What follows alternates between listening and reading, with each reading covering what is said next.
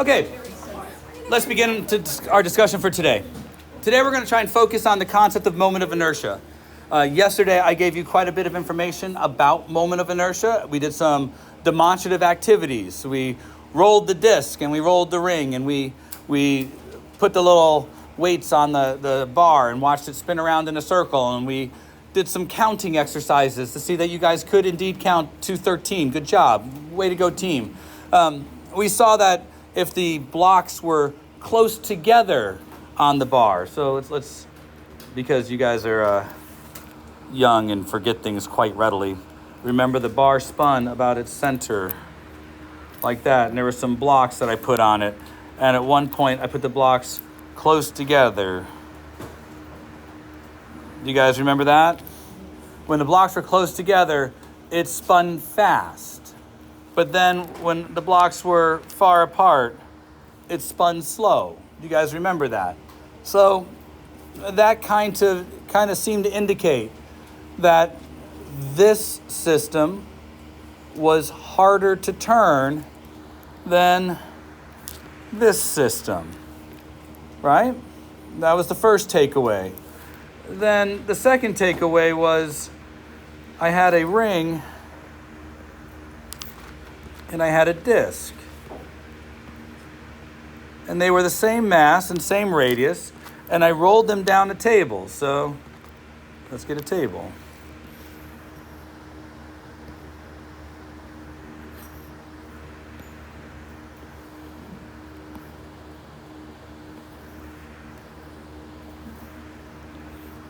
Something like that.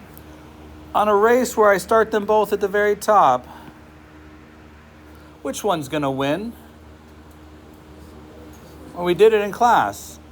Does the disc make it down to the bottom first or the ring? Yes.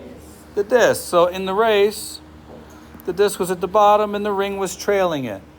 It was to emphasize that one of these is more difficult to turn than the other. And that would be the one where the mass is further away from the axis of rotation.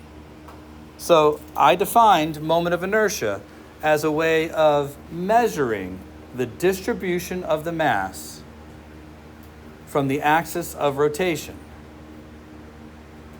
That's what yesterday's discussion was about. We were talking about dynamics.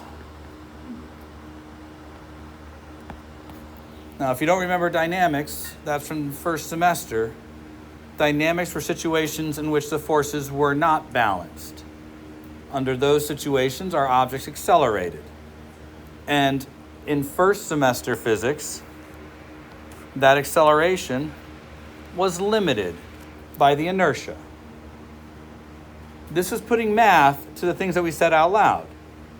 You have to be able to do both. You have to be able to do the math, but you have to be able to explain yourself. So two objects experiencing the same unbalanced force don't necessarily behave the same.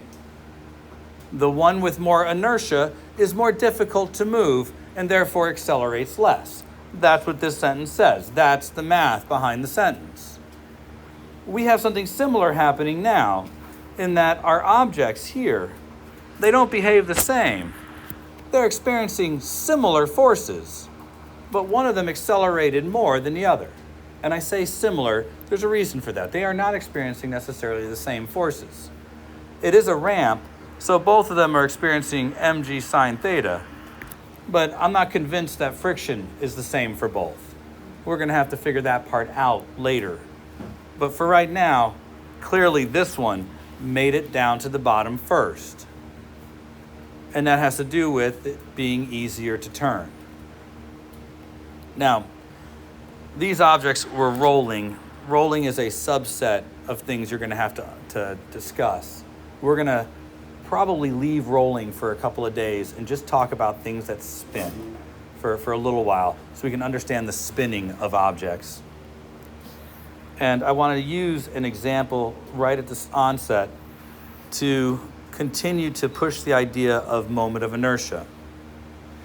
Yesterday, we had the bar with the blocks on it. Today, I want to talk about a meter stick for just a minute. The moment of inertia is called the moment of inertia because it depends on the particular axis of rotation at the moment it's being rotated.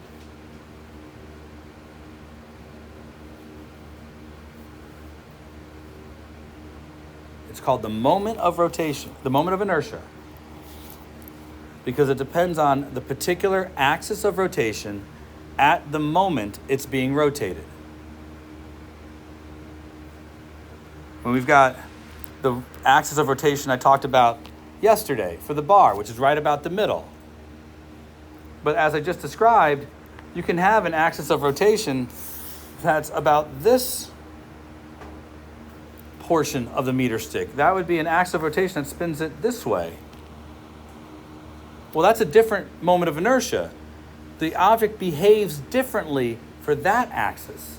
In fact, that axis of rotation is probably the smallest moment of inertia the meter stick has, because no piece of mass is any further than a centimeter away from the axis of rotation. Where do you think the biggest axis of rotation, the biggest moment of inertia is? What's that? Now the center would have mass that's no more than half a meter away. So if I put it at the end, I have mass that's a full meter away. Remember, it's not about the mass, it's about how far away that mass is from the axis of rotation. So although this is a bigger moment of inertia than this, an axis over here would be an even larger moment of inertia, because more of the mass is further away from the axis of rotation. In fact, this one is 1/12 ml squared, where L is the length of the bar.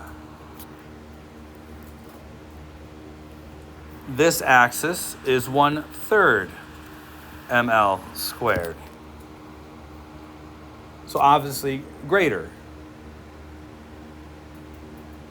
Now what's funny is, and I say funny, but I don't mean funny, haha. I mean just funny different. This is 1/12 ml squared, but it's a different L. The L for this one would be that length, because it's still a bar about its center. See, this part's going to be a hard thing for you to understand. So let's be clear about it. I want you to look at the door.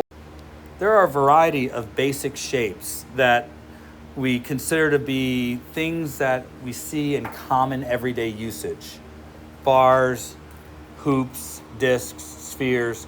They are things that we see often, and so their moments of inertia are known and can be calculated. Generally, calculating a moment of inertia either requires you to measure it like we did in class by taking specific measurements, or theoretically calculating it. For you to understand this completely, you probably would need a course in calculus first, because calculating a moment of inertia does require calculus. We can estimate moments of inertia though, and that's something I'm going to expect you guys to be able to do. We're going to do one right now. We're going to estimate the moment of inertia of a bar. There are two ways to calculate moment of inertia. One of them is by estimating, and one of them is by using calculus. You can determine a moment of inertia experimentally by applying a torque and seeing how hard it is for the object to rotate. But that's different than theoretically calculating it. We're going to talk about theoretically calculating it.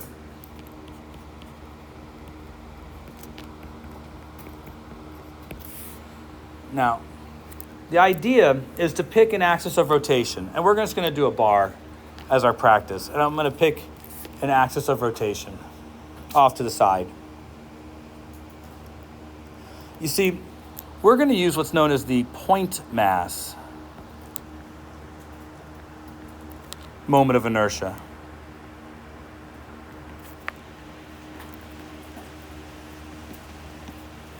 A point mass is an object that is very small compared to its distance from the axis of rotation. I'm not going to write all that out, but that's what a point mass is. Something that is very small compared to its distance from the axis of rotation. We would call that a point mass. It means that its shape isn't important. It's something that is very small compared with its distance from the axis of rotation. That's what we call a point mass. Do I have to say it again? Something that is very small compared to its distance from the axis of rotation. We call that a point mass. Its moment of inertia is mr squared. That's a point mass. M is the mass of the point. R is the distance away from the axis of rotation.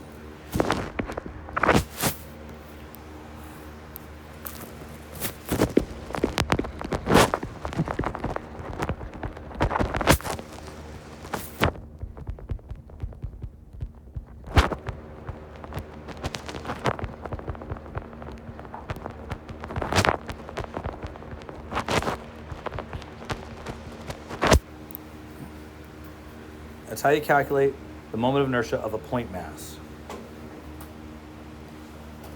One way to estimate the moment of inertia of an object is to break it up into individual point masses. So we're going to theoretically calculate the moment of inertia of a meter stick.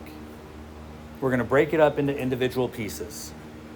And what you need to start understanding is that moment of inertia is like mass, and that if you have multiple pieces of an object, if you add up all of its mass, you get the mass of the object.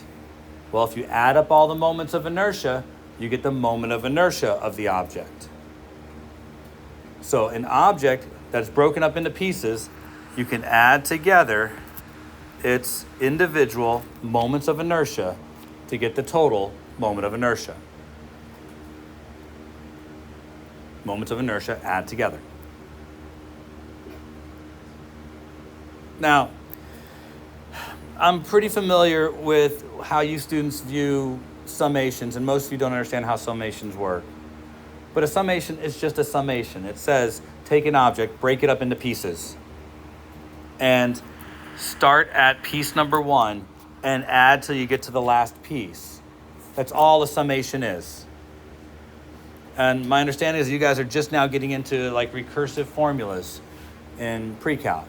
So this should be something that looks familiar. We'll see if it is. We're going to do the meter stick first. So we're going to break the meter stick up into individual pieces.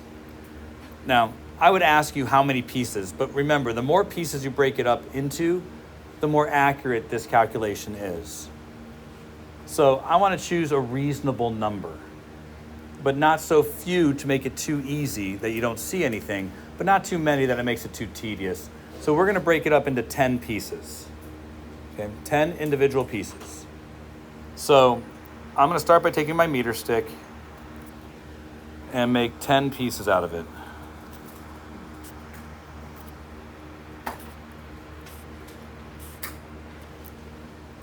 Not terrible, could have been better. That's my meter stick though. How long is each piece? It's a meter stick, and I'm dividing it into 10 pieces. How long is each piece? 10 centimeters, thank you. I didn't think that'd be too hard, but I keep forgetting it's the second period. A meter is 100 centimeters, and if I divide into 10 pieces, each piece will be 10 centimeters. Good job. I know that you all measured the mass of a meter stick, but as I read your labs, I'm not sure if you got particularly close. Of course, you could have put it on the scale. It's about 80 grams. But instead of doing that, we're just going to say the meter stick has mass m. So what is the mass of a piece of the meter stick? So each piece has a mass of 1/10 m. We're going to assume that the center of each piece is where the mass of the piece is. Now remember, this is an estimate. It's not going to be accurate because the piece is actually spread out. And part of that piece is over here, and part of that piece is over here. So we're doing an estimate of the moment of inertia, not the actual moment of inertia. That's why the more pieces you break this into, the more accurate your estimate will be. But let's talk about what this will look like. We're going to sum up.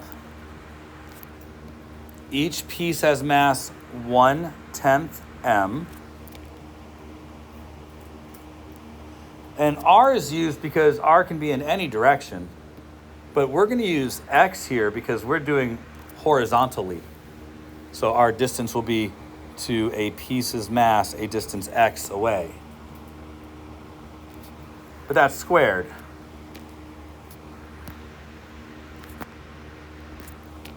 We're going to start with piece number 1, and we're going to do all 10 pieces. That's how a summation works. We're establishing our summation. So let's actually do a summation. We're just going to add 10 numbers together. So the first number will be 1/10 m. That's the mass portion.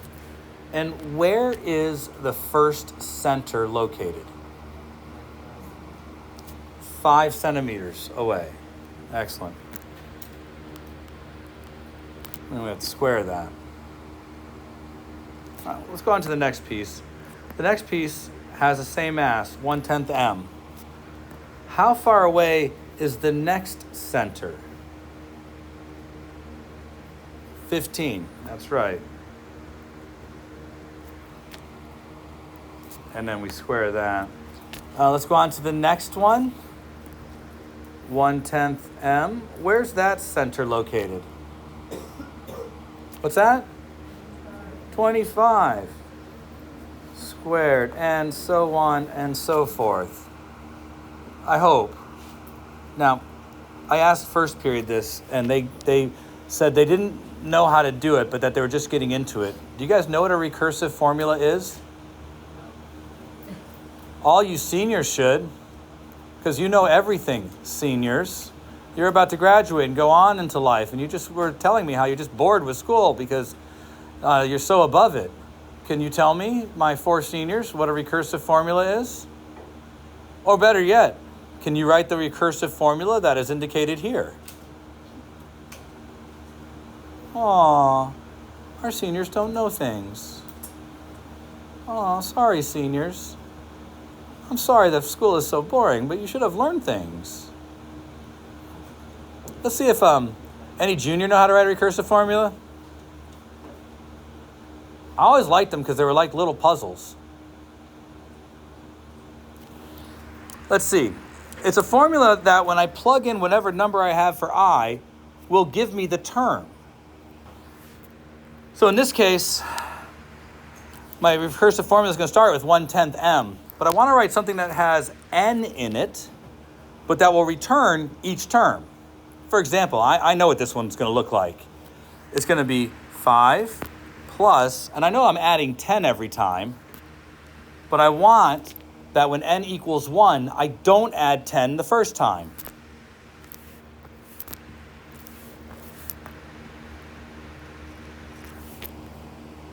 A recursive formula.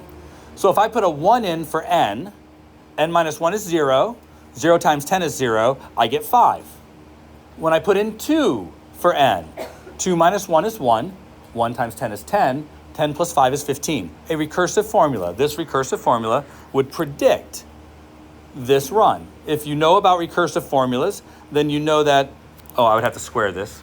In a recursive formula, you could find the answer of the summation using the recursive formula. This is the predecessor to doing calculus, because this is actually done with calculus. And this is leading to calculus. So if you're trying to be a learned person who wants to be good with the whole number thing, with the numbers and the adding and stuff, this is a way of learning about it. But apparently, this supersedes your knowledge base. So I always thought recursive formulas were kind of neat because they felt like they were like trying to come up with a little secret formula. We'll see if you guys like them. I've said all the things I need to say. You should add this together and tell me what the answer is. It'll have m in the answer. So if you do all the adding right, this is an estimate. We got 3325 centimeters squared times m. let's compare that to the actual.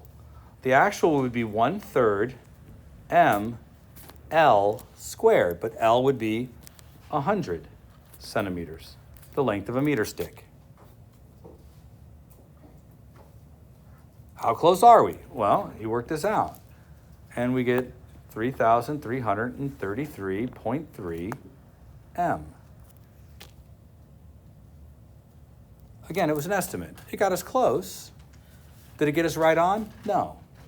And the reason is because we took liberties with it. We broke our object into individual pieces. So we failed to grasp how that piece being spread out would affect the answer. I am here to tell you, this piece affected the answer less than you think. Because as your piece gets further away from the axis of rotation, it becomes more and more like a point mass. It was the early pieces that affected it more, which is why the moment of inertia shows up less. That's why. The later pieces affect that answer less than you think. So in our calculation, we did an estimate of the moment of inertia. If you wanted to get the actual moment of inertia, unfortunately, we would have to break it up into an infinite number of pieces, which requires the use of calculus.